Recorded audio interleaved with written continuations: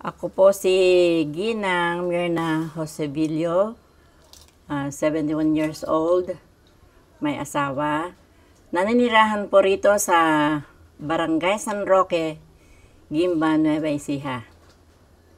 Ako po ay retired PNP for almost 25 years.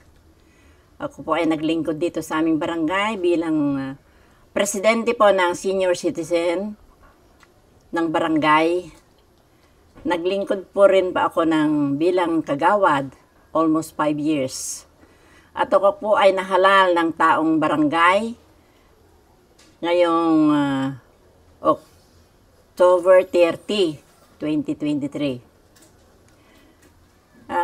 Ako po sila po yung mga kabarangay ko ang nagtulak sa akin upang ako ay sumali rito sa kandidatong ito, sa kandidasi. Kaya sila po ang nagpursige para sa akin na manalo.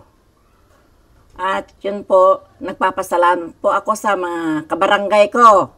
Lahat ng aking mga kaibigan sumuporta sa akin, sa aking pamilya, especially po sa aking mga anak, manugang, lahat po. At lalong-lalo na po ang aking kabarangay na gusto nila ako. At sila po ay magiging sandigan ko para ako ay gumawa ng maganda rito sa barangay. Hindi po ako mamalabis. At gagawin ko po lahat ang aking magagawa bilang inihalal nila.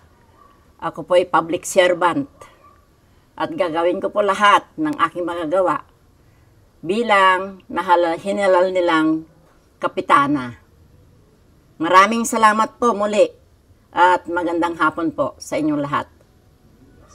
Okay.